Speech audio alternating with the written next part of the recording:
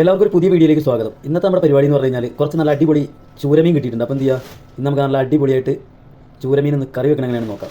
നമുക്ക് നേരെ വീഡിയോയിലോട്ട് പോകാം. അപ്പോൾ അതിനായിട്ട് നമ്മൾ എന്ത് ചെയ്യുക, കുറച്ച് തക്കാളി കുറച്ച് പച്ചമുളകും കൂടെ ഒരു മിക്സിൻ്റെ ജാറിൽ ഇട്ടിട്ടുണ്ട്. ഇനി നന്നായിട്ടൊന്ന് അരച്ചെടുക്കുക. വെറൈറ്റി മീൻ കറിയാണ് കേട്ടോ. അപ്പോൾ നല്ല അടിപൊളിയായിട്ട് അരഞ്ഞ് കിട്ടിയിട്ടുണ്ട്. ഇനി പാലിൽ കുറച്ച് എണ്ണ ചൂടാക്കിയിട്ട് എന്ത് ചെയ്യുക, നമ്മൾ ഈ അരച്ച് വെച്ച് അരപ്പ് നേരെ എന്ത് ചെയ്യുക, പാനിലേക്ക് ഇട്ട് കൊടുക്കുക. അതിലേക്ക് കുറച്ച് മുളക് പൊടി ഇട്ട് കൊടുക്കുക, കുറച്ച് മഞ്ഞൾപ്പൊടി. അപ്പോൾ തേങ്ങ അരയ്ക്കാത്ത മീൻകറി ആയതുകൊണ്ടാണ് നമ്മൾ എന്ത് ചെയ്യുക, മിക്സിയിലിട്ടൊന്ന് അരച്ചെടുത്തത് കേട്ടോ. അതിലേക്ക് കുറച്ച് വെള്ളം കൂടെ വെച്ചിട്ട് എന്ത് ചെയ്യുക, നല്ലോണം ഇളക്കി കൊടുക്കുക.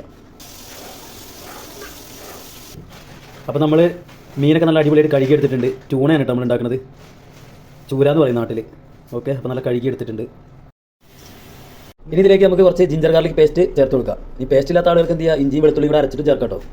ജിഞ്ചർ ഗാർലിക് പേസ്റ്റ് ചേർത്തിട്ട് നന്നായിട്ട് ഒന്ന് ഇളക്കി കൊടുക്കുക. ഇനി ഇതിലേക്ക് ആവശ്യത്തിന് ഉപ്പിട്ട് കൊടുക്കുക.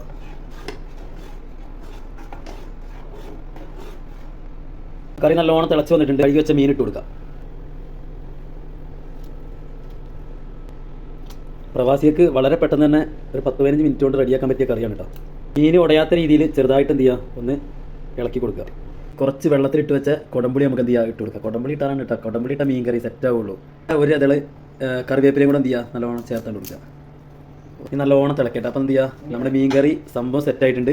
ഒരു 10-15 മിനിറ്റ് കൊണ്ട് സിമ്പിളായിട്ട് ഉണ്ടാക്കി കുറച്ച് ഐറ്റംസ് ഉപയോഗിച്ച് ഉണ്ടാക്കിയ മീൻ കറിയാണ്. അപ്പോൾ എന്ത് ചെയ്യുക, എല്ലാവരും ട്രൈ ചെയ്യുക. അതുപോലെ തന്നെ നമ്മുടെ വീഡിയോ ഇഷ്ടമായി കഴിഞ്ഞാൽ ലൈക്ക് ചെയ്യുക, ഷെയർ ചെയ്യുക, സബ്സ്ക്രൈബ് ചെയ്യാൻ മറക്കരുത്.